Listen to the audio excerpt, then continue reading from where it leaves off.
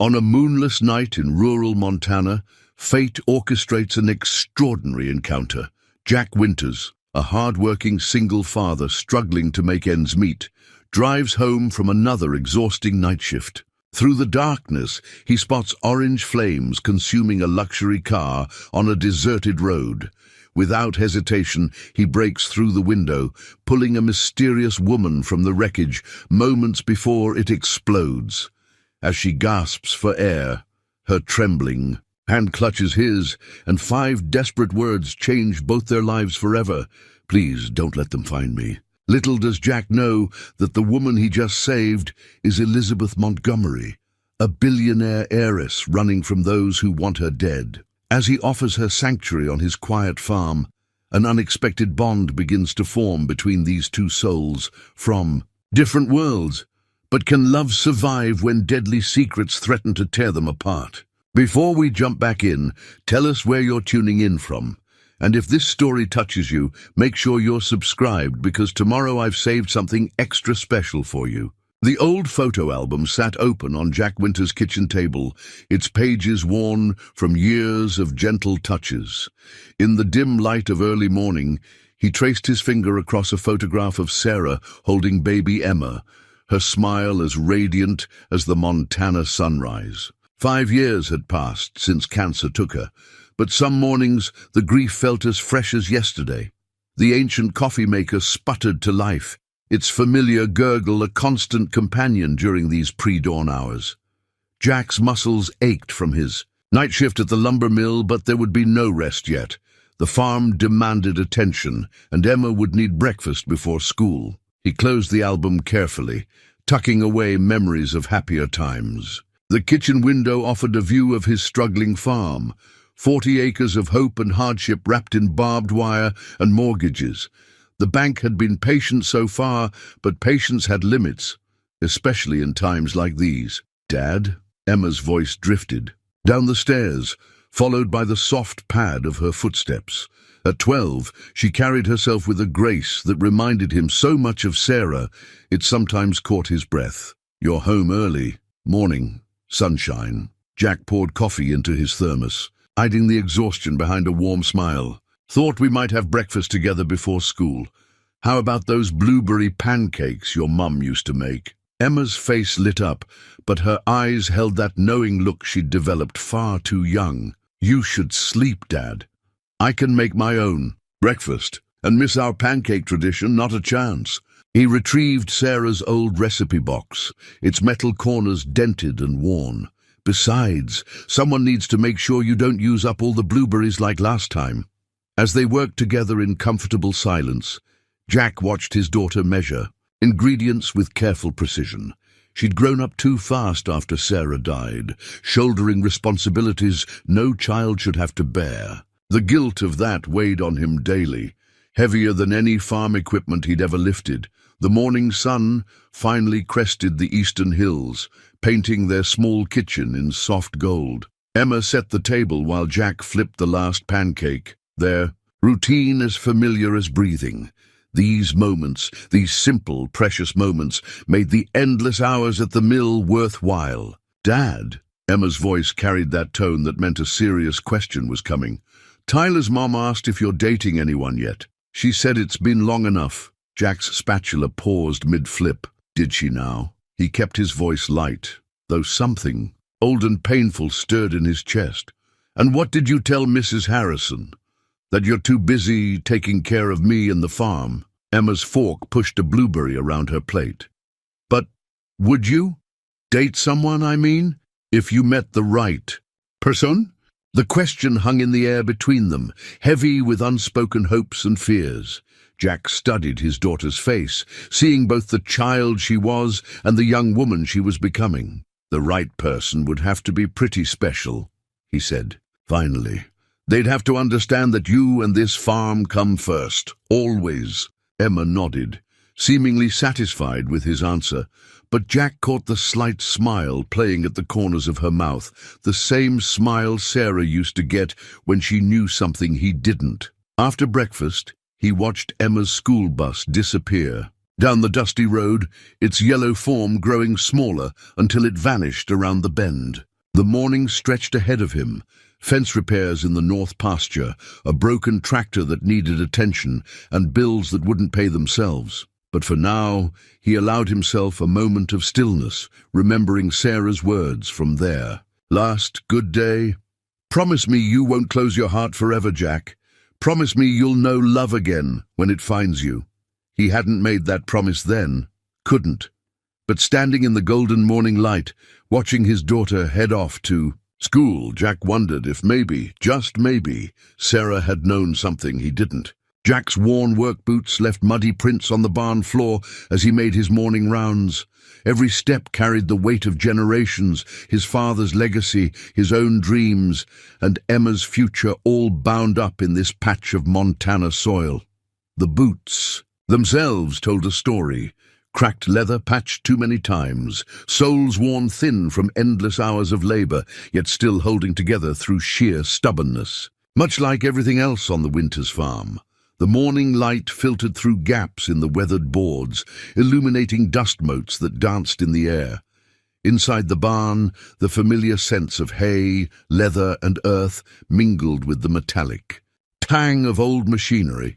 Jack paused at the ancient tractor. Its red paint faded to a dusty rose.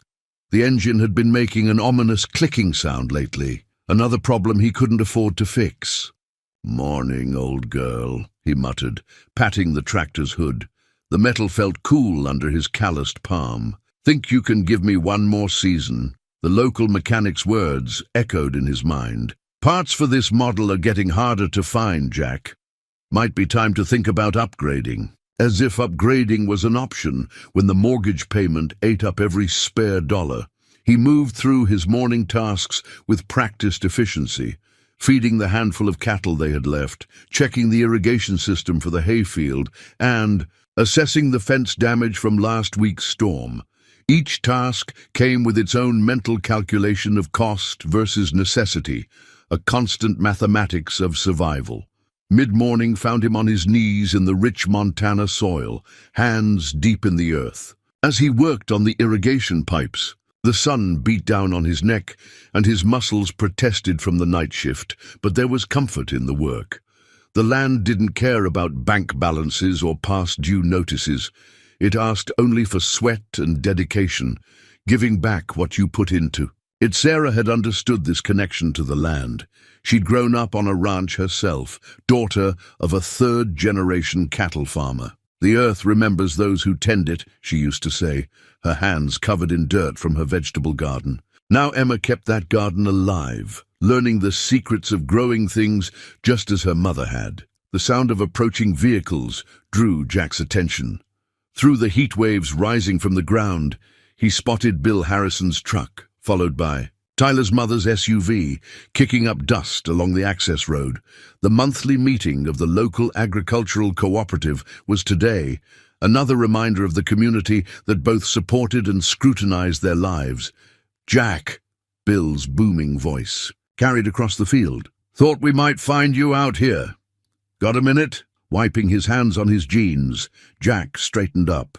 Bill Harrison had been a friend of his father's, one of the old guard who remembered when the Winters farm was the pride of the county. These days, his visits usually meant either an offer of help Jack couldn't accept or news he didn't want to.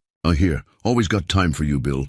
Jack managed to smile, though his back screamed in protest as he walked to meet them. "What brings the co-op committee out this way?" Linda Harrison, Tyler's mother, emerged from her vehicle in clothes too pristine for a farm visit, her carefully styled hair out of place against the rustic backdrop. "Jack, we've been talking about the summer festival. The committee thinks it's time the Winters farm hosted again. It's been, 6 years? 6 years. Since Sarah. The summer festival had been her thing. She'd transformed their barn into a gathering place that drew people from 3 counties. The fairy lights she'd strung up still hung there, gathering dust. I appreciate the thought, but the whole community would help, Linda pressed, her eyes soft with what might have been pity or genuine concern. Emma mentioned you could use some help with the repairs on the north barn. The festival fund could cover that, you know. Pride warred with practicality in Jack's chest. The North Barn did need work, and the festival fund was substantial. But accepting help meant accepting scrutiny, opening their lives to the well-meaning, but gossip-prone community.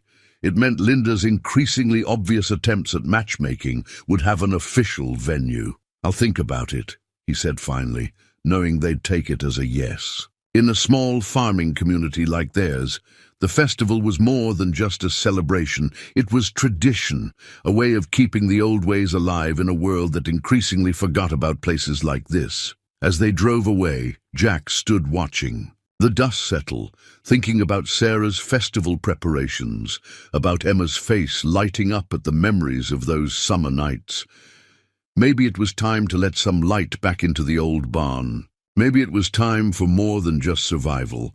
But first, there was a tractor to fix, a fence to mend, and somewhere in between, he needed to find time for sleep before his next night shift. The sun climbed higher in the Montana sky, indifferent to his troubles, marking another day in a life that demanded everything and promised nothing but the satisfaction of honest work. Elizabeth Montgomery's manicured fingers traced over the corporate trust document on her father's mahogany desk, each word burning into her memory like a brand. The office still smelled of his cigars, though Richard Montgomery had been dead for barely 2 weeks. The leather chair creaked as she leaned back, her father's voice echoing in her mind. "Trust your instincts, Lizzie. Numbers don't lie, but people do." The trust document told a story, one of betrayal wrapped in legal jargon and careful omissions. Column after column of transactions, each one perfectly legitimate on its surface, formed a pattern that made her blood run cold. Someone had been systematically draining the company's emergency funds, hiding the transfers behind a maze of shell corporations. "More coffee, Ms. Montgomery?" Her father's longtime secretary, Marion, appeared at the door, her face lined with concern. Elizabeth had been in the office since dawn, poring over documents most of the board thought she was too naive to understand. "No, thank you, Marion." Elizabeth smiled, though her stomach churned. "But could you tell me if Thomas is still in the building? Your brother left for lunch with Mr. Peterson an hour ago." Marion hesitated. "He asked me to remind you about the emergency. Board meeting tomorrow." Of course he had. Thomas, her beloved older brother, had been pushing for this meeting since the funeral. "Time to stabilize the company," he'd said, his hand warm on her shoulder. "Dad would want us to present a united front." But their father had left Elizabeth. "Controlling interest for a reason. Your brother's brilliant at making friends," he told her during one of their late-night strategy sessions. "But you see through people's masks. You'll need that skill more than ever when I'm gone." The afternoon sun cast long shadows across the office as Elizabeth photographed key documents with her phone. Each image was automatically encrypted and uploaded to a secure server. Another of her father's precautions. The corporate trust document with its damning evidence went into her briefcase. A soft knock preceded Thomas's entrance. Her brother filled the doorway in his perfectly tailored suit. Every inch the sophisticated CEO the board wanted. "Still working, sis? You should take a break. Peterson and I were just discussing tomorrow's meeting. He has some excellent suggestions for restructuring." Elizabeth met his concerned gaze, searching for any trace of the brother who had taught her to ride a bike, who had held her through their mother's funeral. "I was actually reviewing Dad's last quarter projections. Some interesting patterns in the subsidiary accounts." Something flickered behind Thomas's eyes, so brief she might have missed it if she hadn't been watching. "Don't worry about all that. The transition team will handle the details. You should focus on healing." He stepped closer, cologne masking the lingering scent of cigars. "We all want what's best for the company, for the family." Later, in her penthouse apartment, Elizabeth laid out the evidence like pieces of a puzzle. The pattern was clear now.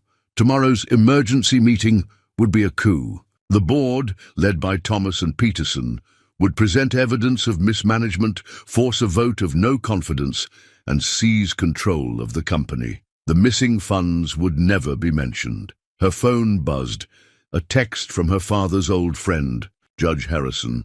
Got your message. Documents received. Be careful. Elizabeth's hands shook as she packed a small bag. The private investigator's words echoed in her mind. Last 3 whistleblowers in similar cases, all tragic accidents within 48 hours of going public. She changed into dark clothes, transferred funds to secure accounts, and deleted her social media. The elevator to the private garage felt like a cage, each floor bringing her closer to a decision that would change everything. Her Mercedes, too conspicuous. Instead, she took the nondescript hybrid her father had insisted she keep for emergencies. The garage was empty at this hour, her footsteps echoing off concrete walls as she hurried to the car. The city lights blurred as she drove, her mind racing through contingency plans. The evidence was secure, the judge would keep it safe, but she needed time. Time to build a case, time to understand the full scope of the conspiracy, time she wouldn't have if she stayed. Thunder rolled across the Montana sky as she left the city behind, rain beginning to fall. In her rearview mirror, headlights appeared, probably nothing, but her pulse quickened anyway. Her father's voice came to her again. When in doubt, head for open country. Cities have too many cameras, too many ways to trap you. The headlights grew closer. Elizabeth pressed the accelerator, rain drumming harder on the roof. She was so focused on the approaching lights that she almost missed the oil slick on the curve ahead. The car spun, tires fighting for grip on wet asphalt. The last thing she saw was the guardrail giving way, and then the world became fire and twisted metal. Through the flames and pain she heard footsteps approaching, not the measured steps of her pursuers, but the urgent rhythm of salvation. As strong hands pulled her from the wreckage, she glimpsed honest eyes in a weathered face. Her last conscious thought was a prayer that she'd found someone she could trust. Her life, and perhaps her father's legacy, depended on it. Dawn crept through handmade curtains, casting gentle light across the patchwork quilt covering Elizabeth Montgomery. For a moment she lay still, her body aching, trying to reconcile the unfamiliar surroundings with her last memories of fire and fear. The quilt smelled of lavender and sunshine, so different from the antiseptic sterility of her penthouse linens. "Gran made that quilt for Mom when she got sick," a young voice said from the doorway. Elizabeth turned carefully to see Emma standing there, already dressed for school, holding a steaming mug. "Dad said you might like some tea. It's chamomile, good for healing," Mom always said. The girl's matter-of-fact kindness brought unexpected tears to Elizabeth's eyes. "Thank you, Emma." She accepted the mug with bandaged hands, noting the careful way the child watched her movements. "Did your grandmother teach you about healing herbs?" "Mom did. She had a whole garden of them." Emma perched on the edge of the bed, smoothing the quilt with practiced hands. "Dad says you can stay as long as you need to. He called in sick to the mill today. First time ever." Guilt twisted in Elizabeth's stomach. This family had so little, yet they offered what they had without hesitation. "I don't want to be a burden." "You're not," Emma said firmly, sounding older than her years. "Dad says helping people is what makes us human. Besides, you look like you could use a friend." The sound of boots on wooden stairs preceded Jack's appearance. He filled the doorway in worn jeans and a faded flannel shirt, his presence somehow both commanding and gentle. "Emma, bus'll be here soon. Got your homework?" "Just finishing my tea delivery." Emma grinned, standing. She hesitated, then impulsively hugged Elizabeth. "Feel better, okay? Maybe later I can show you my herb garden." After Emma left, Jack lingered, his weathered face showing concern. "Dr. Stevens will stop by this afternoon. Small town. He makes house calls, and he's discreet. How's the pain?" "Manageable." Elizabeth sipped the tea, using the moment to study her rescuer in daylight. His eyes were kind but shrewd, missing nothing. "Mr. Winters—" "Jack," he corrected softly. "Jack. I know you must have questions." He pulled up the old rocking chair, its joints creaking like a familiar conversation. "Only one that matters right now. Are you in danger?" The directness of his question, the quiet strength behind it, made her pause. In her world, questions always had angles, hidden meanings. But Jack Winters asked straight out, ready to face whatever answer came. "Yes," she admitted finally, "and by helping me you could be too. I should leave. Folks who aren't in danger don't usually end up in burning cars on back roads." His voice held no judgment, just calm certainty. "Whatever's chasing you, you'll heal better knowing you're safe. We've got good neighbors out here, and they know how to mind their own business." A rooster crowed outside, and Jack stood, automatically checking his watch. "Need to feed the cattle. Rest today. Emma left some books on the nightstand if you get bored. And Miss Montgomery—" "Elizabeth," she offered, matching his earlier correction. A slight smile touched his lips. "Elizabeth, whatever you're running from, sometimes the best place to hide is somewhere they'd never think to look." Throughout the day, Elizabeth drifted between sleep and waking, her body demanding rest while her mind spun with possibilities. She watched through the window as Jack worked, moving with the efficient grace of someone who knew every inch of his land. The farm wasn't grand by any means, but there was a dignity in its well-maintained fences and carefully tended fields. Dr. Stevens arrived in the afternoon, his ancient pickup raising dust on the drive. He reminded her of her father's old hunting. Friends, direct, competent, and unimpressed by pretense. He checked her injuries, replaced bandages, and asked no questions about how she'd gotten them. "Winters is good people," he said as he packed up his bag. "Known him since he was born. If he's offering you sanctuary, you won't find better." Evening brought Emma home from school, bursting with stories and questions she tried to contain out of consideration for their patient. She sat cross-legged on the floor near Elizabeth's bed, sorting through her backpack. "We're studying local history," she explained, pulling out a textbook. "Did you know this valley used to hide people escaping from all sorts of things? Dad says the land keeps its own secrets."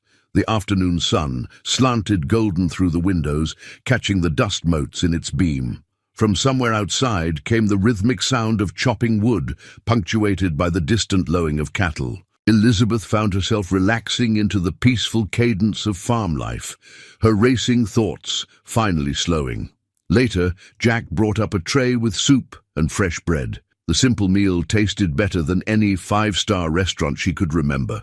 "Emma's right about the valley," he said, helping her sit up against the pillows. "Whatever brought you here, you're not the first person these hills have hidden. Take the time you need to heal. The rest will sort itself out." As darkness fell, Elizabeth lay awake, listening to the unfamiliar night sounds of the countryside. The quilt wrapped around her like a grandmother's embrace, and for the first time since her father's death, she felt something close to peace. In running from those who would destroy her, she'd found herself in a place where time moved differently, where worth was measured not in dollars, but in the strength of helping hands and the warmth of quilts made with love. Elizabeth stared at her designer boots, now caked with mud and manure, and couldn't help but laugh. A week ago, these Italian leather treasures had clicked importantly across marble lobbies. Now they served a different purpose entirely, marking a transformation from corporate heiress to reluctant farmhand. "Something funny about those fence posts?" Jack's voice carried across the morning air, tinged with amusement. He'd been teaching her basic farm tasks, partly to maintain her cover story as a distant cousin helping out, and partly, she suspected, because idle hands made him nervous. "Just admiring my new fashion statement." She gestured at her mud-covered self. "If the board could see me now." Jack leaned against the fence, his presence solid and reassuring. "You're getting the hang of it. Most city folks can't tell a post digger from a hayfork their first week." The praise warmed her more than it should have.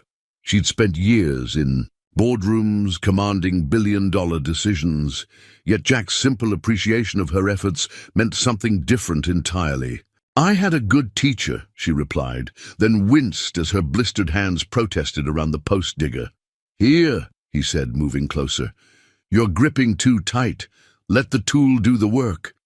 His calloused hands covered hers, adjusting her grip. The contact sent an unexpected shiver through her that had nothing to do with the morning chill. A truck rumbled past on the distant road, making them both tense. But it drove on, leaving only dust and paranoid memories.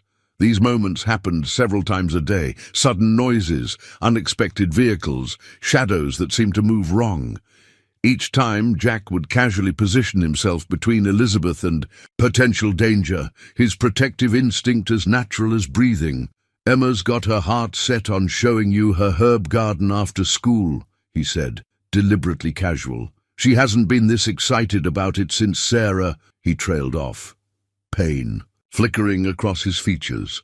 Elizabeth focused on the fence post, giving him space to recover. She'd learned to read these moments when memories of his late wife surfaced like sudden storms. "She's a remarkable girl.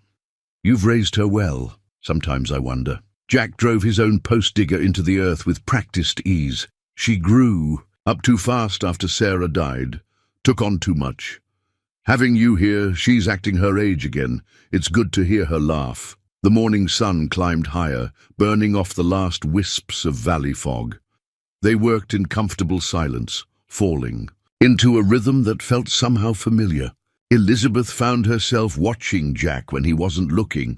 The sure movement of his hands, the quiet strength in his shoulders, the way the sun caught the silver threading through his dark hair. "You know," he said suddenly, "Emma asked me something interesting yesterday." He paused, seeming to choose his words carefully. "She wanted to know if you were hiding from bad people, or if you were one of the bad people yourself." Elizabeth's heart stumbled. "What did you tell her?" "Told her that sometimes good people have to hide from bad situations, and that I trust my gut." He turned to face her fully. "My gut's never been wrong about people, Elizabeth. Whatever you're running from, whatever you're protecting, I believe you're on the right side of it." Tears pricked at her eyes, unexpected and unwelcome. In her world, trust was a commodity to be traded, not freely given. "Your gut tell you anything else about me?" Something shifted in his expression, a warmth that made her breath catch. But before he could answer, a chorus of barking erupted from the nearest farmhouse. They both froze, watching a black SUV cruise slowly past the property. Jack moved with casual purpose, blocking Elizabeth from view behind the fence post stack. The vehicle continued down the road, but the moment had shattered. "Like fine crystal. We should head back," he said, gathering their tools. "Storm's coming anyway." Indeed, dark clouds were building over the mountains, promising afternoon rain. As they walked back to the farmhouse, Elizabeth found herself studying her ruined boots again. They represented everything she'd left behind: privilege, power, certainty. Yet somehow, covered in honest Montana mud, they felt more authentic than they ever had on polished floors. The distant rumble of thunder followed them home. Emma would be back from school soon, eager to share her garden and her stories. There would be a simple dinner, comfortable conversation, and moments when Elizabeth almost forgot she was hiding for her life, almost forgot that she didn't belong in this world of fence posts and family meals. But belonging, she was learning, had little to do with where you came from. It had everything to do with where you found your heart coming to rest. And despite every rational argument against it, despite the danger she'd brought to their door, Elizabeth Montgomery's expensively educated heart was learning the simple language of farm life and the even simpler language of falling in love. The farm's account books spread across the kitchen table like a paper maze, their coffee-stained pages telling a story Elizabeth had learned to read all too well. Jack stood at the window, shoulders tense, while she ran calculations on her phones. In Calculator, her one concession to modern technology since going into hiding. "So that's why the feed costs spike every quarter," she muttered, tracing a pattern in the numbers. "Jack, who's your supplier?" "Peterson Agricultural Supply. Been using them since my father's time." He turned from the window, his expression guarded. "Why?" Elizabeth bit back a bitter laugh at the familiar name. Peterson, always Peterson, his tentacles reaching even here. "They're overcharging you. These delivery fees are nearly double the regional average, and these fuel surcharges—" She shook her head, silver-streaked dark hair falling across her face. There are at least 3 local suppliers who could do better. Jack moved closer, studying the numbers she'd circled. His proximity sent a now familiar warmth through her chest, one she couldn't afford to acknowledge. Changing suppliers isn't simple out here. Relationships matter. So do margins. Elizabeth pulled out a fresh piece of paper, beginning to sketch a basic flowchart. Look, if you restructured your ordering schedule and partnered with the Harrison farm for bulk purchases. Her hand moved swiftly, years of business strategy flowing onto the page.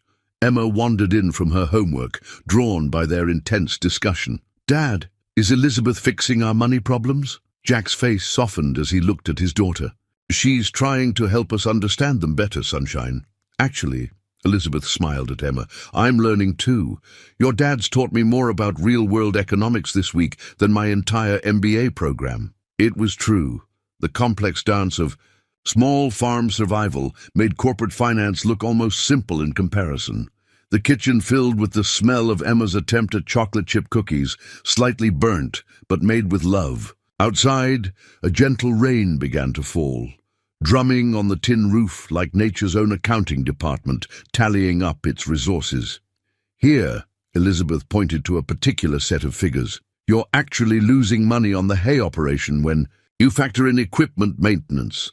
But if you converted that south field to organic produce—" She stopped, suddenly aware she might be overstepping. But Jack was looking at her with something new in his eyes. Respect mingled with curiosity. "Go on," he said softly. "I'm listening." She outlined her idea, watching his expression shift from skepticism to consideration. The local organic market was underserved, and with Emma's herb garden already thriving, the numbers danced in her head, not as cold statistics but as possibilities, as hope. "We'd need startup capital," Jack mused, running a hand through his hair. "Banks aren't exactly throwing money at small farms these days." Elizabeth's fingers itched to reach for her phone, to access one of her hidden accounts. She could solve their financial problems with a single transfer, but that would raise too many questions, create too many paper trails. Besides, she suspected Jack Winters was the kind of man who needed to save himself. "There are agricultural grants," she offered instead. "I could help with the applications. Your soil composition is perfect for organic certification, and with Emma's knowledge of herbs, could we grow lavender?" Emma piped up, pulling her slightly scorched cookies from the oven. "Like in Mom's garden." A shadow crossed Jack's face at the mention of Sarah, but it passed quickly. "Your mother always said that land would tell you what it needed to grow, if you listened carefully enough." "She was right," Elizabeth said, surprising herself with the conviction in her voice. "This farm has good bones, Jack. It just needs optimization." He laughed then, a rich sound that filled the kitchen. "Optimization? That what they call it in business school?" Among other things. She smiled, allowing herself to enjoy the moment of connection. "Think of it as helping the land keep its promises." The rain intensified outside, but in the warm kitchen, surrounded by papers and possibilities, Elizabeth felt more centered than she had in weeks. Here, helping this family find their way forward, she wasn't the Montgomery heiress or the corporate whistleblower. She was just Elizabeth, a woman with skills to share and a heart that grew more invested with each passing day. Emma set a plate of imperfect cookies between them, and they bent their heads together over the books again. As they worked, Elizabeth caught Jack watching her with an expression that made her pulse quicken. In his eyes, she saw something dangerous. Not the threat of discovery or corporate revenge, but the far more terrifying possibility of finding exactly where she belonged. The account books told their story of struggle and persistence, but between the lines, another story was being written. One that had nothing to do with numbers and everything to do with the way Jack's hand brushed hers as they reached for the same paper. The way Emma's eyes lit up at the mention of expanding her garden. The way this kitchen felt more like home than her penthouse ever had. Outside, another vehicle drove past, slow and deliberate, but for once Elizabeth didn't flinch. She was too absorbed in the simple miracle of belonging. even if only for a moment, even if it couldn't last. The old recipe book lay open on the counter, its pages yellow with age and spotted with generations of cooking adventures. Elizabeth ran her finger along Sarah's handwritten notes in the margins of the pot roast recipe. Extra carrots for Jack, and don't forget fresh thyme from garden. Such small details, such intimate knowledge of the people you love. Mum always said recipes are like love letters, Emma explained, carefully measuring herbs from her garden. You can tell how much someone cares by the little notes they leave. Behind, she sprinkled thyme into the pot with the same precision she applied to her schoolwork. See here, she wrote, cooking time varies with mood of ancient oven. Elizabeth smiled, watching the girl navigate the kitchen with quiet confidence. After 3 weeks at the farm, these evening cooking sessions had become a cherished ritual. Your mother sounds like she was very wise. She was. Emma's voice held pride rather than sadness. Dad says I have her way with growing things, and her terrible handwriting. The screen door creaked, and Jack stepped in from the evening chores, bringing with him the scent of hay and coming rain.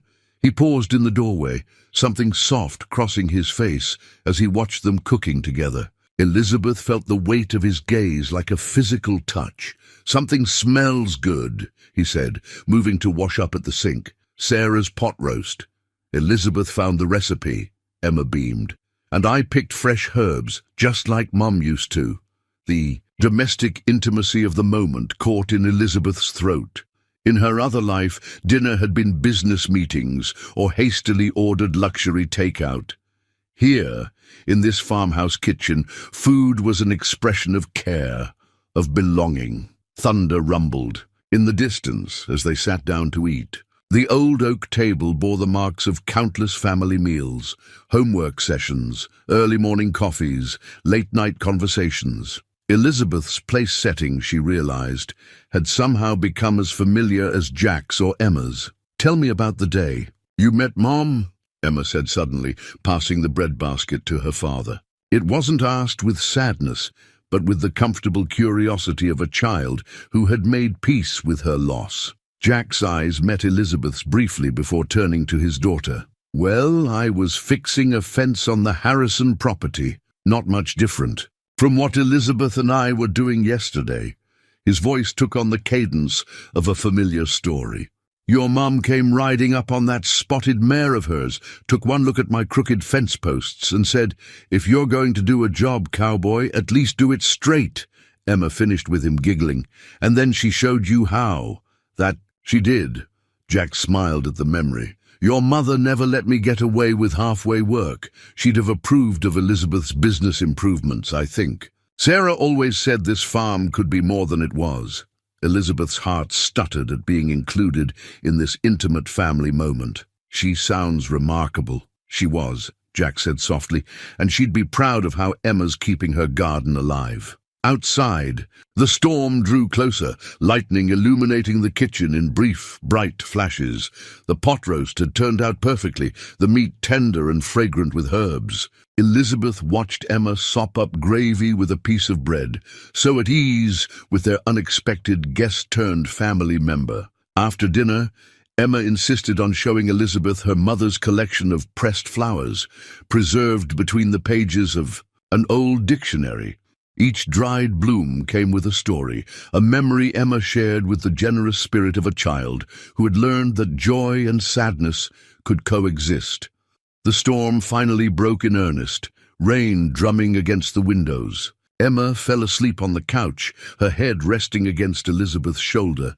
Jack watched them from his armchair, his expression unreadable in the lamplight. I should get her to bed, he said finally, standing. He lifted Emma with practiced gentleness, the girl barely stirring as he carried her upstairs. Elizabeth moved to the window, watching lightning sketch white-hot paths across the Montana sky. She heard Jack's quiet footsteps returning, felt him stop behind her. Thank you, he said softly. She turned. For what? For helping her remember the good things, for making this house feel like... He trailed off, moving closer. The thunder crashed, but Elizabeth barely heard it. Jack was looking at her the way he looked at his land, like something precious, something worth protecting. His hand rose to brush a strand of hair from her face, the touch sending electricity through her that had nothing to do with the storm. For a moment, the world narrowed to this: the warmth of his palm against her cheek, the sound of rain on the roof, the way his eyes asked a question his voice hadn't formed. Elizabeth leaned forward slightly, her heart pounding. A car door slammed somewhere. On the road, the sound sharp enough to break the spell. They stepped apart, the moment scattered like the pressed flower petals in Sarah's dictionary. "I should—" Elizabeth gestured vaguely upstairs. "Yeah." Jack ran a hand through his hair. "Early morning tomorrow." But as she climbed the stairs to her room, Elizabeth knew something had shifted. Like Sarah's margin notes in the recipe book, some things couldn't be unwritten once they were acknowledged. The question was whether she had the right to write. Her own story here, knowing the dangers that followed her, could tear these precious pages apart. The USB drive felt heavy in Elizabeth's hand as she sat at the farmhouse's ancient desktop computer, the pre-dawn darkness pressing against the windows. She hadn't touched the evidence since arriving at the farm, too afraid of leaving digital footprints. But Judge Harrison's encrypted email had been clear. They're closing in, time running out. The computer hummed to life, its fan whirring like a tired confession. Elizabeth glanced toward the stairs, ensuring the house remained quiet. Jack's night shift at the mill would end soon, and Emma was still asleep, just enough time to check the financial records, to see how close Thomas and Peterson had come to tracking her. Her hands froze over the keyboard as voices drifted through the open window, the early morning news playing from old Mrs. Jensen's house next door. Still no sign of Elizabeth Montgomery, the missing CEO of Montgomery Industries. Sources close to the family suggest foul play may be involved in her disappearance. Her brother, Thomas Montgomery, has offered a substantial reward. The sound of Jack's truck in the driveway sent her heart racing. She quickly ejected the USB drive, but not before the screen filled with damning headlines. Montgomery heiress missing, billion-dollar empire in crisis. Thomas Montgomery takes emergency control. Elizabeth? Jack's voice, usually so welcome, now carried the weight of discovery. He stood in the doorway, still in his work clothes, holding his phone. On its screen was her corporate portrait, the Elizabeth Montgomery of 3 months ago, polished, powerful, unafraid. Care to explain this? She turned slowly, seeing the hurt and confusion in his eyes. Jack, Dad? Emma appeared on the stairs, tablet in hand. Is Elizabeth really a billionaire? It's all over social media. Tyler just sent me. Emma, go to your room. Jack's voice was gentle but firm. But Dad, please, honey, just give us a minute. Emma retreated, but not before giving Elizabeth a look of betrayal that cut deeper than any corporate knife. The silence that followed felt like a living thing, consuming all the trust they'd built. Everything else, Jack said finally, moving into the room, everything else you told us, was any of it real? All of it. Elizabeth stood, fighting to keep her voice steady. The danger is real. The people after me are real. I just couldn't. Tell you? Couldn't tell me what? That you're not some distant cousin hiding from an abusive ex? That you're actually one of the richest women in the country? His laugh held no humor. Do you know what this could do to Emma, to the farm? If they find you here, they'll destroy everything. Elizabeth moved toward him, needing him to understand. My brother Peterson, they've already killed to keep their secrets. The evidence on this drive, she held up the USB. It proves they've been embezzling billions, using the company to fund criminal enterprises. My father discovered it before. He died. That's why they want me dead. Jack took the drive, turning it over in his weathered hands. The same hands that had pulled her from the burning car, that had taught her to mend fences, that had almost caressed her face during last night's storm. Why us? Why here? I didn't choose this place. Her voice softened. But staying, that was because of you. Both of you. For the first time in my life, I found somewhere I didn't have to pretend. A notification pinged on Jack's phone. Another. News alert. His face hardened as he read it. "They're saying you embezzled the money, that you're mentally unstable, dangerous." He looked up, and the doubt in his eyes broke something in her chest. "What am I supposed to believe?" "Believe what you've seen," she whispered.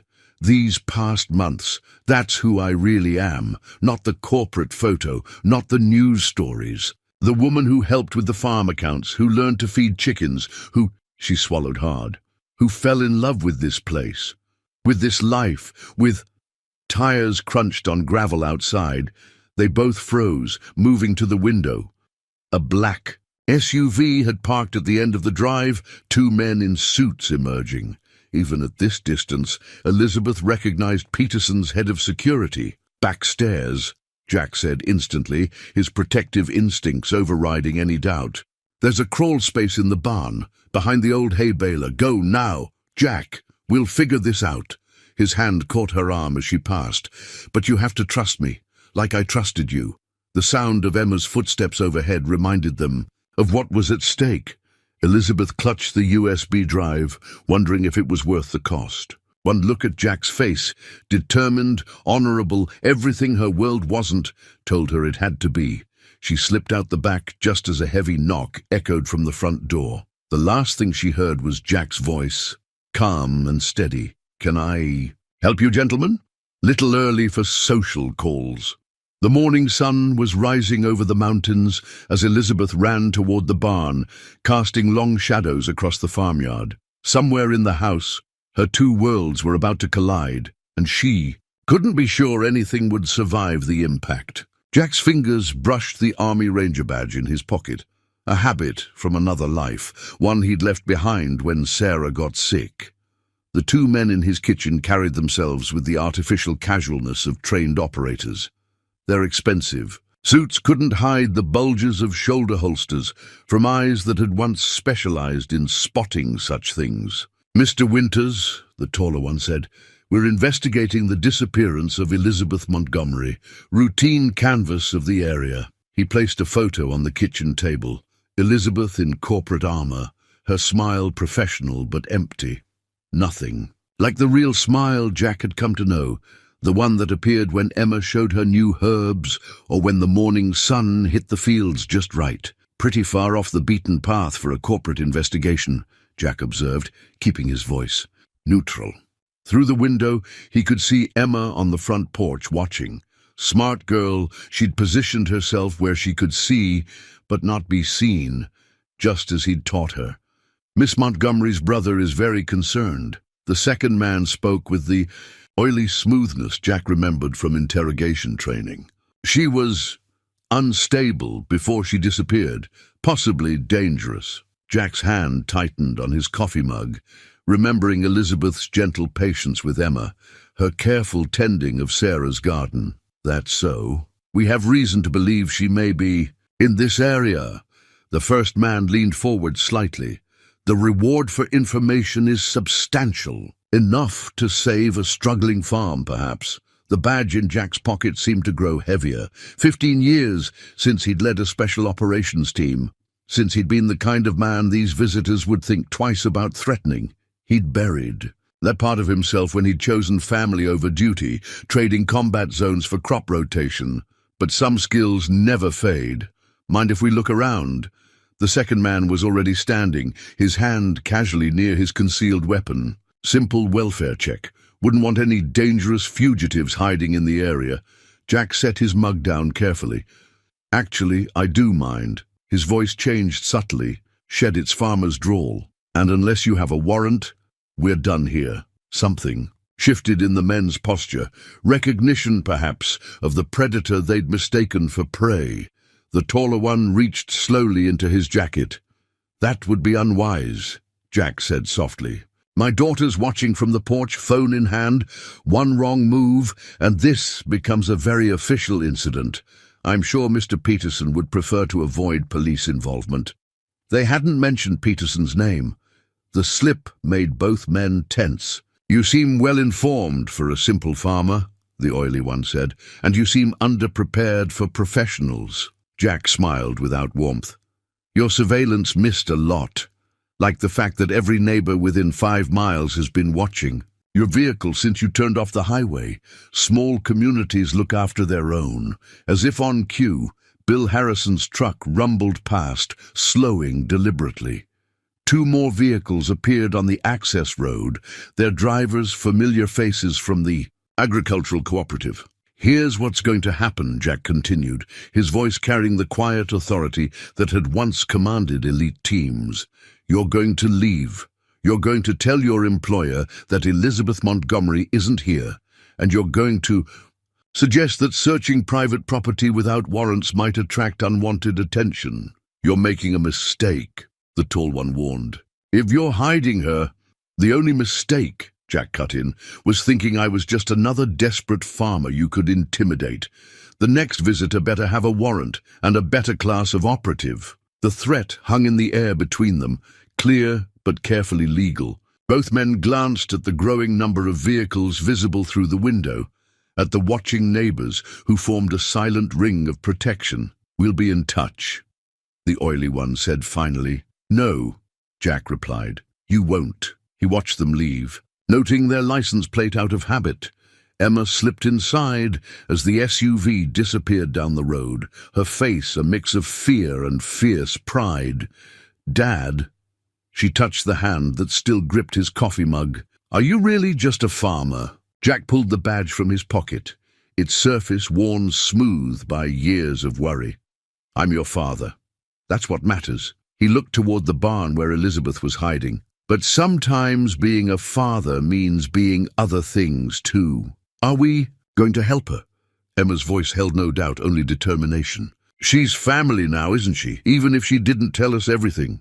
Jack studied his daughter's face, seeing Sarah's strength there. "Family," he said slowly, "is complicated. But yes, we're going to help her. Because it's right. And because you love her," Emma finished simply. "I've seen how you look at her when you think no one's watching." The morning sun streamed through the windows, illuminating the kitchen where they'd shared so many meals, so many moments of quiet joy. Jack touched his badge one last time before slipping it back into his pocket. "Go feed the chickens," he told Emma, "then start packing a bag, just like we practiced." She nodded, understanding. They'd had a bug-out plan since Sarah died, another habit he'd never quite shed. Now, watching his daughter move with calm purpose, Jack felt the old tactical mindset returning. He'd kept his combat skills carefully boxed away, but for Elizabeth, for his family, it was time to become the man he used to be, the man who knew how to fight back. The security camera feeds flickered across the old laptop screen, showing 4 different views of the farm's perimeter. Elizabeth watched Jack check them methodically, his movements precise and practiced. In the 3 hours since Peterson's men had left, he'd transformed their home into a tactical operations center with the efficiency that both impressed and unsettled her. "Military-grade cameras," she observed, recognizing the quality of the infrared imaging. "Not standard farm equipment," Sarah insisted. Jack replied, adjusting one of the feeds. "After we lost the south pasture to rustlers, told her it was excessive, but—" He glanced at her. My wife had a way of seeing ahead. They were in the barn's hidden office, a space Elizabeth hadn't known existed until today. Monitors lined one wall, weapons safely locked in a gun safe on another. A go bag sat ready by the door. Everything spoke of careful preparation, of a man who had never fully left his combat training behind. 4 more vehicles just turned onto Old Mill Road, Emma reported from her position at the window. She handled the binoculars with familiar ease, no trace of fear in her voice. 2 black SUVs, 1 sedan, 1 pickup, moving slow like before. Elizabeth's chest tightened. "I should leave. You've already risked too much." "No!" Jack's response was immediate, final. "Running is what they expect. It's what they want." He turned to face her fully. "But before this goes further, I need the whole truth. Not the corporate heiress version, not the fugitive version, the real story." Emma lowered her binoculars, equally intent. They deserved honesty, these 2 who had given her sanctuary, who had shown her what family could mean. The USB drive contains proof of a decades-long conspiracy, Elizabeth began.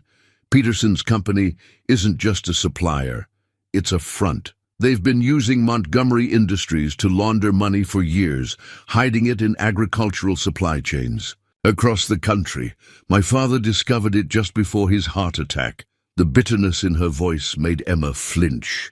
Thomas, my brother, he's been part of it from the beginning. When I found the evidence, I became a liability. And the accident that brought you here? Jack's eyes were shrewd. Was no accident. They thought they'd finished the job, but, she smiled grimly, Father insisted all his children learn defensive driving, another precaution that seemed excessive at the time. A quiet beep from the security system interrupted them. Jack moved to the monitors, his expression hardening. They're not even trying to hide now. 8 men, armed, spreading out along the tree line. Dad? Emma's voice carried a tremor for the first time. Mrs. Harrison's lights just went on. And Mr. Jensen's. Jack nodded, unsurprised. Community alert system, old-fashioned but effective. He reached for his phone, sending a quick text. Bill's rallying the co-op members. No one comes after one of ours without answering to all of us. Ours, Elizabeth whispered. His eyes met hers, soft despite the tension surrounding them. You stopped being a stranger the day you helped Emma plant Sarah's lavender. He checked. The monitors again.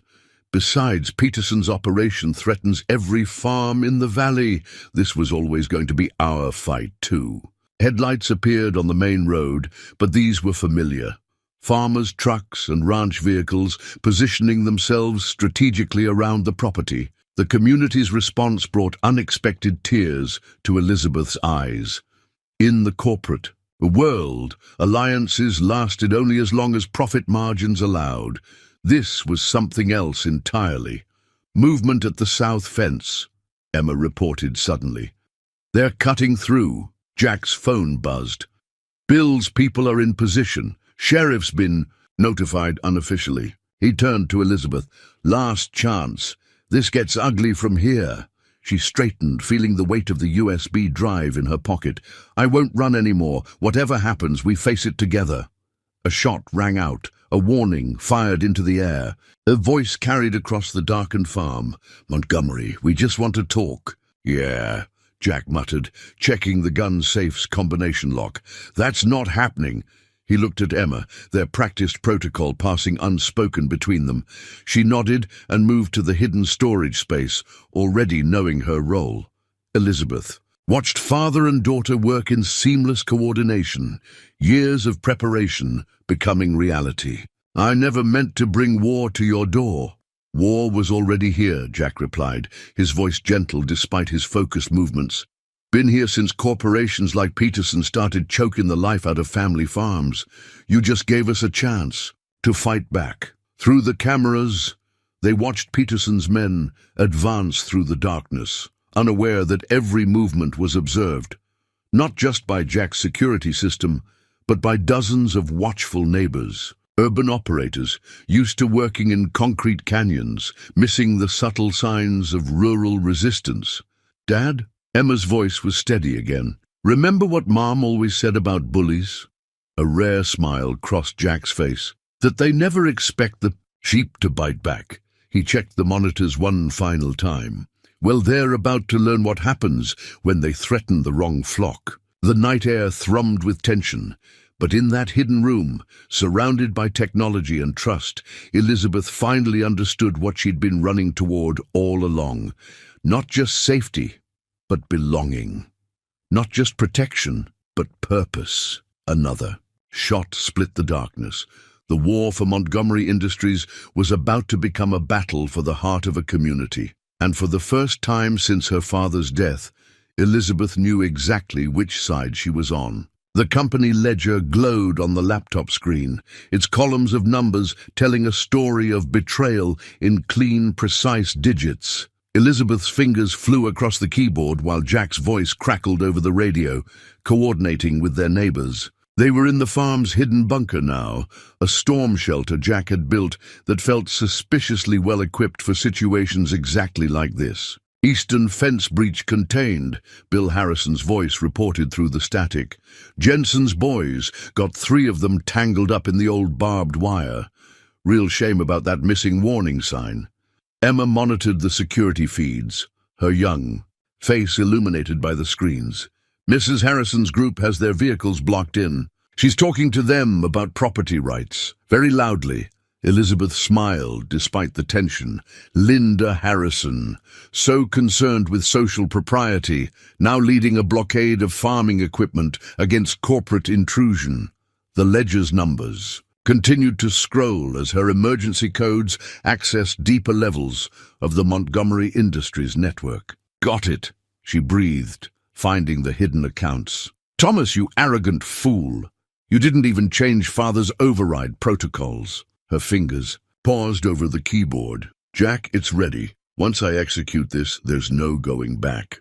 Jack appeared behind her, still wearing his tactical gear, another surprise from his past life. Your call, but whatever you decide, we've got your back. The sound of breaking glass echoed through the monitors. Someone trying to breach the farmhouse. Jack's jaw tightened, but he didn't move. This was her moment, her decision. Elizabeth thought of her father's last words. The company's not just numbers, Lizzie. It's people, communities. Never forget that. She pressed enter to cross the country, emergency protocols activated. Every transaction Peterson's network had hidden over the past decade began uploading to federal regulators.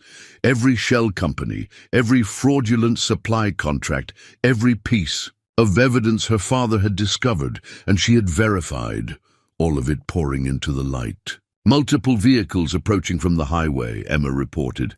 But these are different. Black sedans, government plates. FBI's Financial Crimes Unit, Elizabeth explained, watching confirmation emails flood her secure account. Judge Harrison's been keeping them updated. They were just waiting for evidence that couldn't be buried. A new voice blared through the night, amplified and official. This is the Federal Bureau of Investigation. The property is surrounded. All armed individuals are ordered to stand down immediately. The security feeds showed Peterson's men freezing, caught between corporate enforcers and federal agents. In the confusion, local farmers melted away into the darkness, years of hunting experience serving them well. Dad, Emma's voice held a note of concern. There's movement in the north field. Someone's running for the old logging road. Jack studied the infrared feed. Peterson's head of security. Man knows when a ship is sinking. He checked his weapon, an old habit. He'll have a backup vehicle stashed.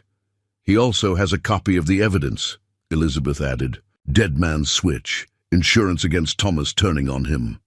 She met Jack's eyes. We can't let him leave. For a moment, she saw the tactical commander he must have been, analyzing angles and options. Then he smiled. The warm, quiet smile she'd fallen in love with. Emma, show Elizabeth the tunnel entrance, the one that comes up behind the old oak tree. Emma nodded, understanding instantly.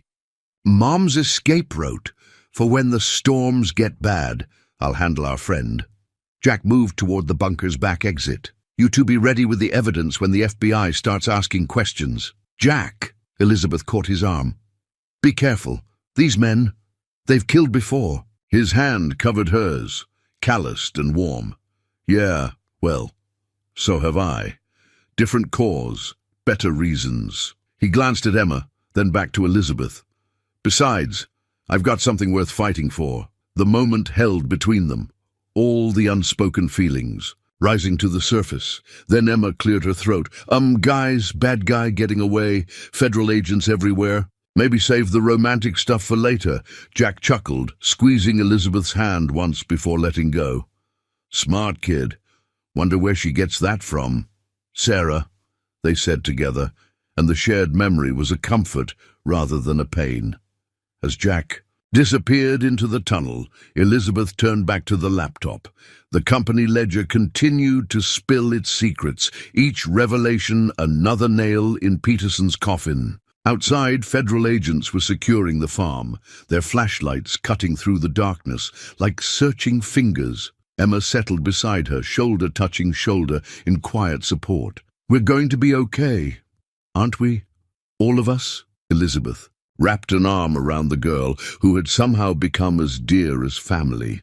"Your dad's out there, and he's got the whole community watching his back," she smiled. "Besides, I think it's time Peterson learned what happens when you threaten a family that knows how to fight back." Through the monitors, they watched the FBI begin to restore order to their little corner of Montana, but Elizabeth's attention stayed on the North Field, where somewhere in the darkness, the man she loved was proving that a farmer could be a warrior too, especially when protecting his own. The childhood photograph trembled in Elizabeth's hands.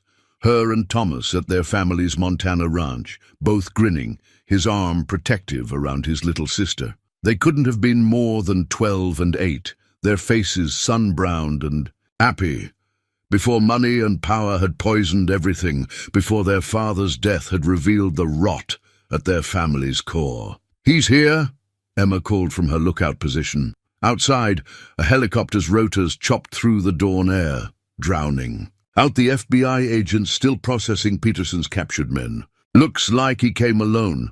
Jack appeared at Elizabeth's shoulder, still wearing his tactical gear from the night's operation.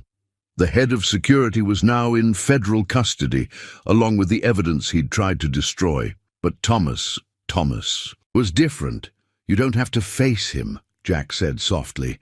Elizabeth tucked the photo into her pocket. "Yes, I do. He's still my brother." The helicopter landed in the south pasture, its downdraft bending the grass in waves.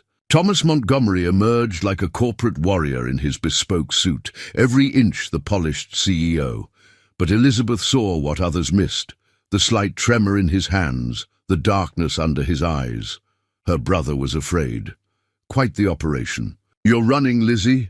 Thomas's voice carried across the farmyard as he approached, threading between FBI vehicles.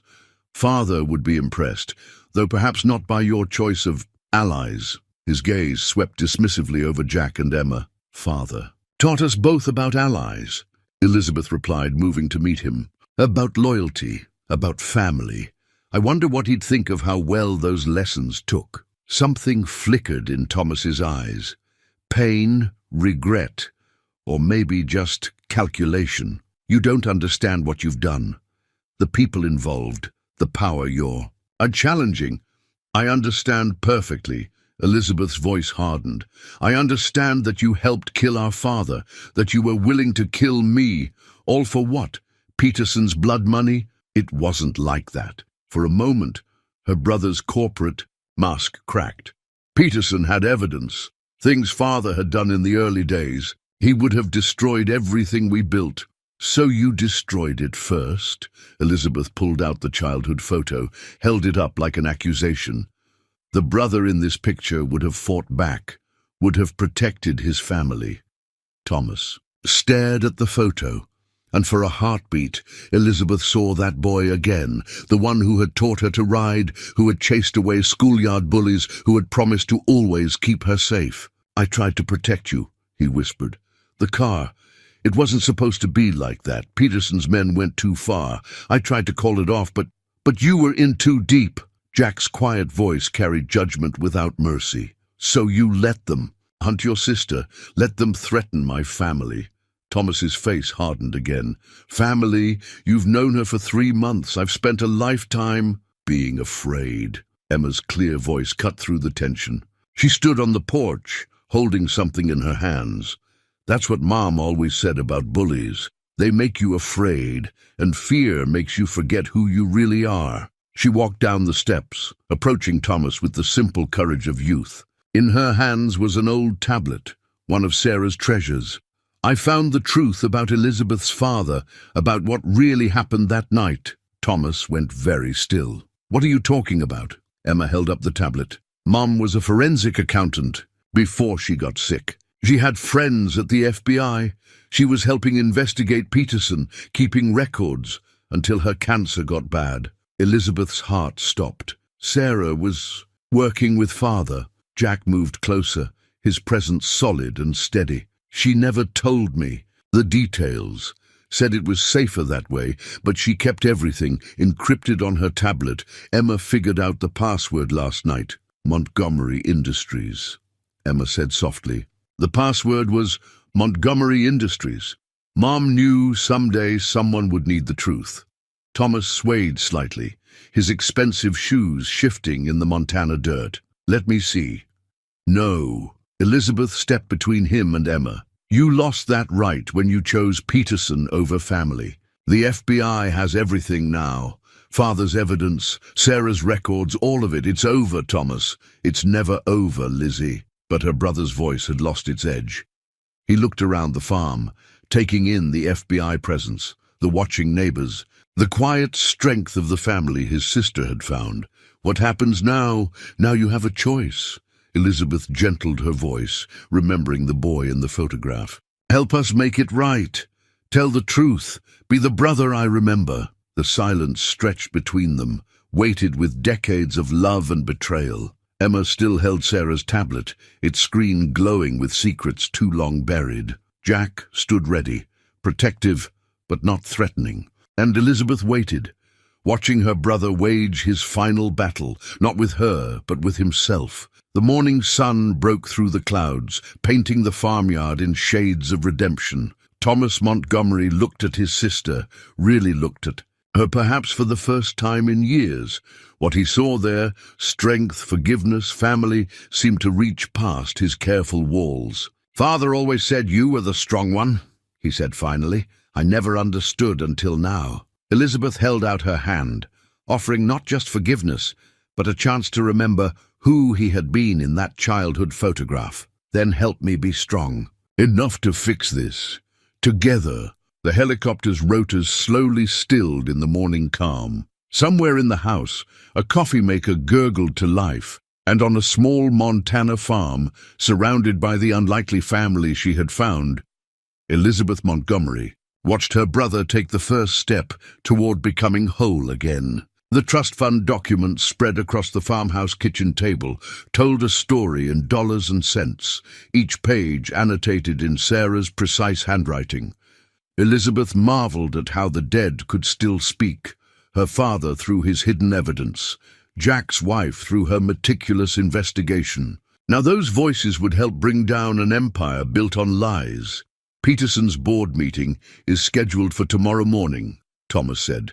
His tie loosened, suit jacket draped over a kitchen chair. He looked oddly at home in the rustic setting, as if the farmhouse itself was helping him shed his corporate armor.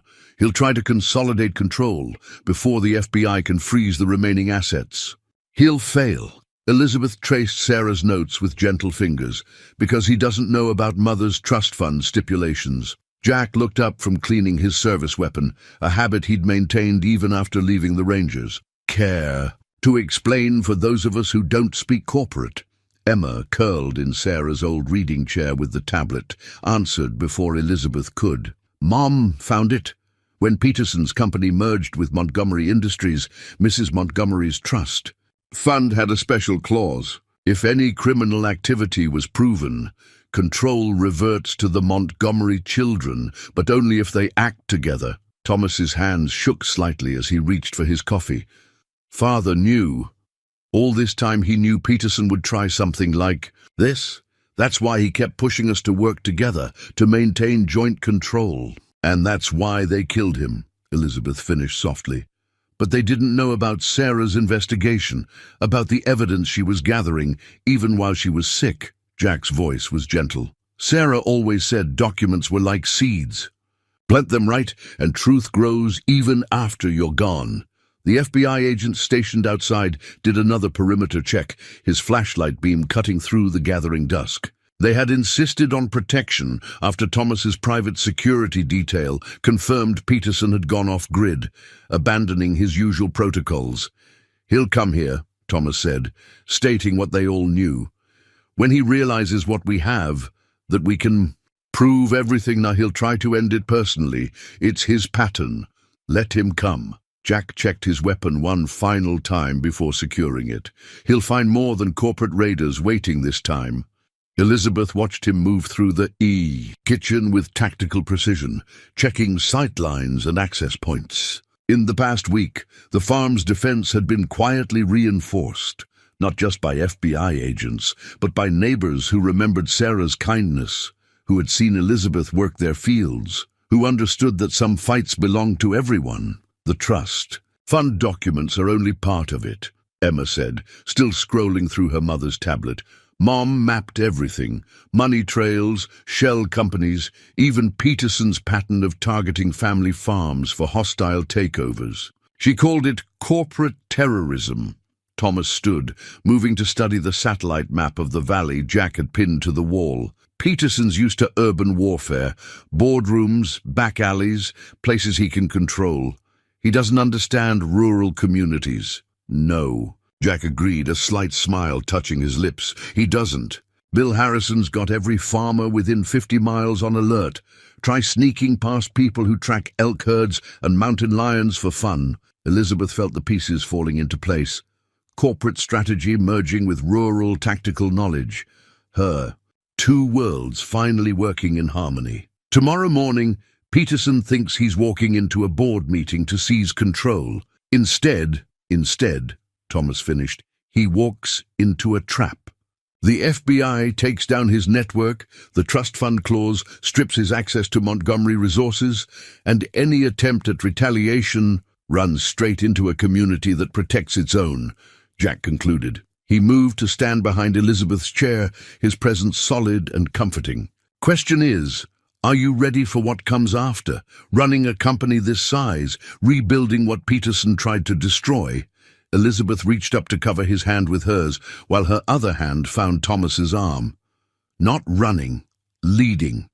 The way Father taught us, the way Sarah showed us, by remembering that behind every spreadsheet and quarterly report are real people, real communities. Like this one, Emma said softly, looking around the kitchen that had become the command center for their resistance. Mom would be proud of all of us.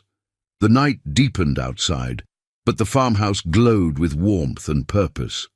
Elizabeth studied the trust fund documents one last time, seeing not just legal language, but a legacy of love. From her mother's financial foresight to Sarah's quiet investigation to her father's final lessons about family and duty. Get some rest, Jack advised, ever the tactical commander. Tomorrow we remind Peterson that some things are stronger than money. Some things you can't buy or bully or break. Family, Thomas said, as if testing the word's weight. Community, Emma added, wise beyond her years. Love, Elizabeth finished, holding Jack's gaze. Together they had built something Peterson couldn't understand, a fortress made not of concrete and steel, but of trust and truth and ties that ran deeper than blood. Tomorrow would bring its battles, but tonight, in this kitchen that had seen so much healing, they were simply family preparing to defend their own. The security footage played across multiple screens in the barn's hidden office, each camera capturing a different angle of Peterson's arrival. He came just before dawn, as they'd predicted, but not in the expected convoy of black SUVs. Instead, he walked up the farm's main drive alone, his Italian shoes gathering dust, his tailored suit stark against the pastoral backdrop. Arrogant bastard, Thomas muttered, watching his former mentor approach. He thinks he can still control this. No, Elizabeth corrected, studying Peterson's face on the monitors. He knows he's lost. This is about revenge now. Jack's voice crackled over their radio. Remember the plan. Let him think he's got the upper hand. Emma, you stay in the safe room no matter what you hear. I know, Dad. Their daughter's voice was steady. Mrs. Harrison is here with me. We're monitoring all frequencies. Elizabeth touched the screen where Peterson's image walked closer, remembering board meetings and charity galas, all the times she'd seen him standing beside her father, all the times he'd smiled while plotting their destruction. He's carrying, Thomas noted, left shoulder holster. Expected that, Jack replied. Bill's people are in position. FBI's holding back unless things go south. Elizabeth? She straightened, smoothing her shirt, one of Sarah's old flannels worn soft with time and love. Ready? The farmhouse door stood open in morning stillness. Peterson mounted the porch steps, his footfalls heavy with purpose. Elizabeth met him in the kitchen, where so many of their plans had been laid. "I have to admire the theatricality," Peterson said by way of greeting. The prodigal daughter hiding on a farm of all places. Very dramatic. "Hello, Robert." Elizabeth kept her voice calm, using his first name deliberately. "Would you like some coffee? Sarah's old percolator still makes the best cup in the valley." The casual mention of Sarah's name hit home, a flicker of unease crossing Peterson's face. "Where's Thomas? My sources say he's turned traitor." "Brother." Thomas emerged from the pantry, disheveled but dignified. "She prefers come to his senses." Peterson's hand twitched toward his shoulder.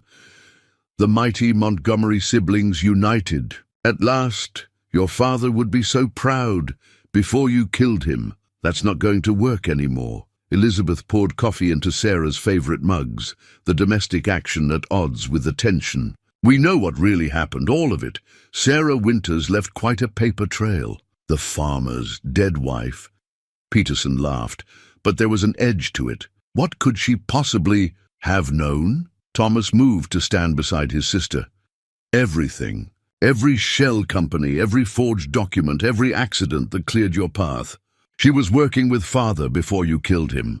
And now everyone else knows too," Elizabeth added.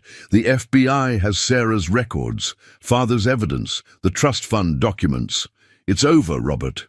Montgomery Industries is returning to what it should have been. A force for building communities, not destroying them." Peterson's smile turned cruel. "You really think your little farming friends and federal watchdogs can stop what's coming? I built this empire. I own judges, senators. But you don't own this land." Jack's voice carried from the doorway. He stood relaxed but ready, every inch the special operations veteran. "And you don't know much about rural communities." The farmer plays hero. Peterson's hand moved toward his holster. "Stay out of this. It's beyond your comprehension." "See, that's your mistake." Jack nodded slightly, a signal to unseen allies. "Thinking you're the biggest predator in these hills." The morning erupted with coordinated precision. Bill Harrison's rifle cracked from his hiding spot, sending Peterson's gun spinning. Linda's horse trailer blocked the road behind him. Farmers emerged from the pre-dawn shadows, carrying the quiet authority of people who worked the land. "Community watch," Jack explained mildly. "We take care of our own." Peterson's mask finally cracked, showing the desperation beneath. "You think this changes anything? I still have contacts, resources." "No, you don't." Emma's voice came through. "The kitchen radio. Mum's files just went live. Every news outlet, every regulatory agency, every law enforcement database. It's trending worldwide." Elizabeth saw the moment Peterson realized the truth. He was finished, not by corporate maneuvering or legal strategy, but by the quiet determination of a dying woman who had seen through his facade years ago. "It's funny," Thomas said, watching his former mentors collapse. "You taught us that power comes from controlling others, but real power, it comes from protecting what matters. Family," Elizabeth added softly. "Community. Love. Everything you tried to destroy. FBI." Vehicles pulled into the farm's drive, summoned by some silent signal. Peterson's shoulders sagged, his expensive suit now dusty and defeated. As agents approached with warrants and handcuffs, he turned one last time to Elizabeth. "Your father said you were too soft for this world," he spat. "Too willing to trust." "No." Elizabeth felt Jack's hand slip into hers, felt Thomas's shoulder brush her own. "He taught me to trust the right people, to build something worth fighting for." The sun crested the mountain ridge as Peterson was led away, painting the farm in hues of victory and vindication. Neighbors emerged from their posts. Emma ran to hug her father, and in the golden morning light, Elizabeth finally felt the weight of fear lift from her shoulders. Sarah's security cameras kept their vigilant watch, recording the moment a community's strength overcame corporate greed, recording the moment a family, pieced together from love and trust and shared purpose, stood undefeated in the morning sun. A packet of morning glory seeds lay on the farmhouse windowsill, waiting for spring planting. Elizabeth touched the paper envelope gently, remembering Sarah's garden journal entry about them. Morning glories remind us that beauty can climb out of darkness, that each dawn brings new beginnings. 2 weeks had passed since Peterson's arrest. The FBI had cleared out, the media circus had moved on, and the farm was settling back into its rhythms, though nothing was quite the same. Rather like the garden's soil after winter, everything had been turned over, made ready for new growth. The board approved the restructuring plan, Thomas said, looking up from his laptop at the kitchen table. He'd shed his corporate uniform for jeans and a flannel shirt, looking more like their father than ever.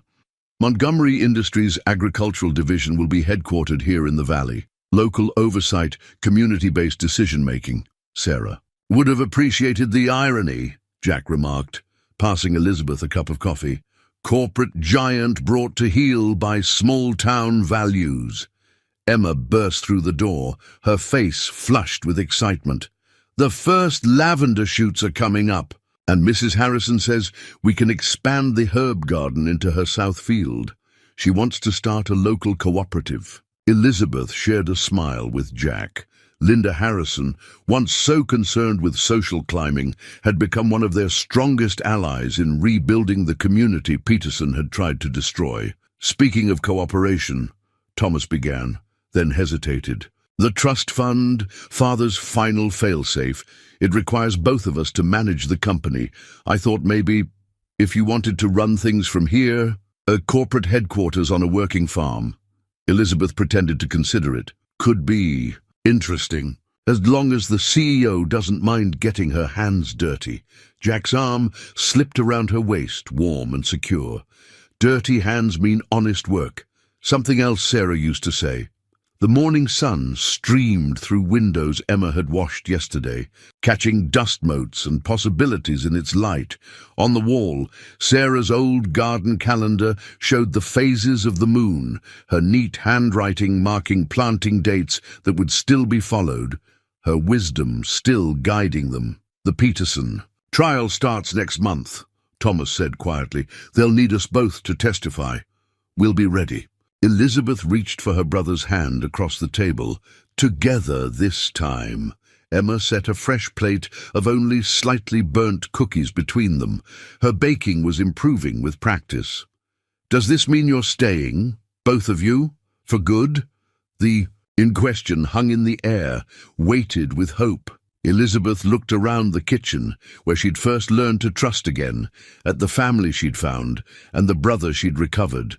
Well, she said carefully, the morning glories need planting, and someone has to keep your father from fixing fences crooked. Hey now, Jack protested, but his eyes crinkled with happiness. Thomas cleared his throat. I might have bought the old Miller place, the one up the road. If that's okay. Emma launched herself at her uncle, cookies forgotten. Really, you're staying too? Someone has to represent the corporate office, he replied, awkwardly returning her hug. Besides, I hear this valley grows more than just crops, grows families too. Outside, Bill Harrison's truck rumbled past, heading to the first meeting of the new agricultural cooperative. The morning glories would wait to be planted, their seeds holding the promise of beauty to come, just as Sarah had known they would, just as she had planned even while fighting her final battle, preparing the ground for healing she wouldn't live to see. Elizabeth leaned into Jack's embrace, watching Emma teach Thomas the proper way to dunk cookies in milk. The corporate world still turned. Montgomery Industries still needed guidance, but it would be different now, led from a farmhouse kitchen instead of a boardroom, grounded in the soil that had given her sanctuary. You know, Jack murmured against her hair, most people would think it's crazy. Running a corporation from a farm, living with your brother up the road, letting a 12-year-old girl design your community outreach programs. Most people don't understand about morning glories, Elizabeth replied. How they need both roots and room to climb. Emma looked up from her cookie dunking lesson. Mom always said crazy was just another word for brave, for trying something new. Thomas nodded slowly. Father used to say the same thing, right before he taught us something important. Smart people, Jack said softly. Think maybe they knew something we're just figuring out? Elizabeth touched the packet of seeds again, feeling the future shift and settle into place. They knew about planting things, about growing love in unlikely soil. She smiled at her unlikely perfect family. Maybe it's time we did some planting of our own. The marriage license lay on the dresser, its official seal catching the morning light. Elizabeth traced their names, still marveling at how natural they looked together. Elizabeth Montgomery and Jackson Winters. Simple, honest words for a love that had grown from crisis into something as steady as the seasons. Mom, Uncle Thomas is here with the quarterly reports, and Mrs. Harrison wants to know if we're still having the wedding reception in the North Field. Emma's voice carried up. The stairs, the word Mom, still new enough to make Elizabeth's heart skip. The adoption papers had been finalized last month, another document marking their family's evolution. She found them in the kitchen, her almost teenage daughter arranging fresh herbs for the wedding centerpieces, her brother looking relaxed in his now customary casual attire, and Jack pouring coffee into Sarah's old mugs. The scene was so ordinary, yet so precious. The cooperative's numbers are exceptional, Thomas reported, spreading papers across the table they'd once used to plan. Peterson's downfall. Who knew organic farming could be this profitable? The board's talking about expanding the model to other regions. Sarah knew, Jack said quietly. Found her old business plan in the attic last week. She'd mapped out everything, the cooperative, the community-based management, even the integration with Montgomery Industries. She just ran out of time to see it through. Elizabeth touched the herbs Emma was arranging. Lavender and thyme from Sarah's garden, now expanded across 3 farms. She saw it through us, all of us. The past year had transformed more than just their family. The valley had become a model for rural economic revival, with Montgomery Industries' agricultural division leading the way in sustainable farming practices. Peterson's trial had ended in a conviction. His empire dismantled, his stolen assets returned to the communities he'd tried to destroy. Did you ever imagine? Thomas mused, watching Emma work. That day you pulled Elizabeth from that burning car. That I'd end up with a corporate executive for a wife, a reformed corporate raider for a brother-in-law, and a daughter who can calculate profit margins while breeding heritage herbs? Jack smiled, drawing Elizabeth close. Life's funny that way. Emma looked up from her arrangements. Sarah, she wrote about that too. In her journal, she said love was like her garden. You plant the seeds, but you can't always predict what will grow. The kitchen filled with morning light, turning Emma's herbs into stained glass, catching the tears in Elizabeth's eyes. So much had changed, yet the heart of their home remained the same. This kitchen where they'd planned battles and celebrated victories, where they'd learned to be a family. The FBI called, Thomas mentioned, trying to sound casual. They want us to consult on other cases of corporate land grabs targeting farming communities. Apparently, we are experts now. We. Elizabeth raised an eyebrow at her brother.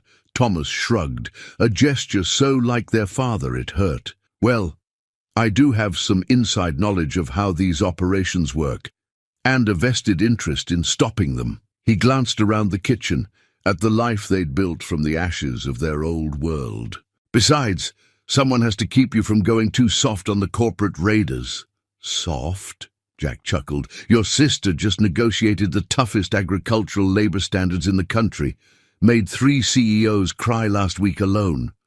Yeah, but she lets Emma's 4-H club use the corporate jet for field trips, Thomas countered. Educational outreach, Elizabeth deadpanned.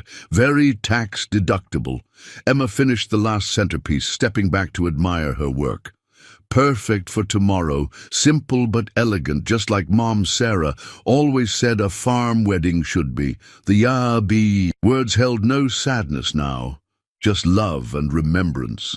Sarah's presence lived in every corner of their home, not as a ghost, but as a foundation, the soil from which their blended family had grown. "Speaking of the wedding," Jack said, "Bill Harrison wants to know if he's still giving the bride away or if that honor goes to Thomas."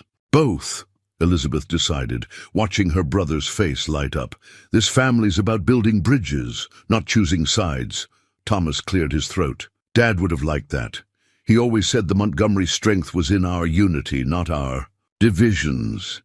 "He would have loved all of this," Elizabeth agreed. "The farm, the cooperative, the way we've merged his business vision with Sarah's community values." "He would have loved you," Emma said simply, hugging Elizabeth, "just like we do." Outside, wedding preparations were underway. The north field where they'd once fought Peterson's men now held tables and chairs, fairy lights strung between posts like stars caught in nets. Tomorrow, under Montana's vast sky, they would make official what their hearts had known for months, that love, like morning glories, could bloom in the most unexpected places. Elizabeth Montgomery Winters stood in her farmhouse kitchen, surrounded by the family she'd found and the brother she'd recovered, breathing in the scent of herbs and coffee and possibility. Tomorrow would bring new challenges, new opportunities to defend what they'd built.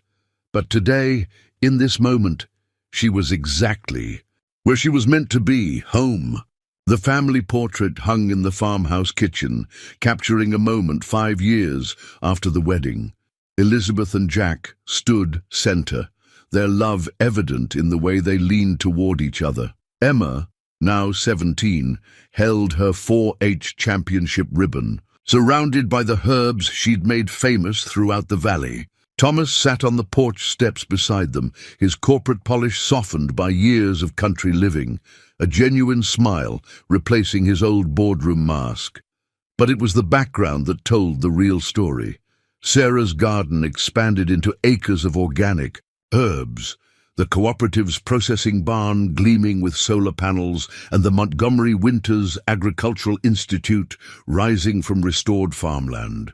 The institute, Emma's idea, had become a beacon for communities fighting corporate land grabs, a place where business expertise met rural wisdom. They still called it the farm, where love grew from ashes, where a burning car brought together two worlds, where morning glories climbed toward heaven every spring, carrying Sarah's legacy in their blooms. And in the valley, they still told the story of how a corporate heiress and a farmer proved that the strongest foundations are built not with money or power, but with trust, truth, and the courage to choose love. In Sarah's garden, beneath the Montana sky, her final journal entry had become their family motto, etched in stone. Plant hope, nurture love, trust in tomorrow's bloom.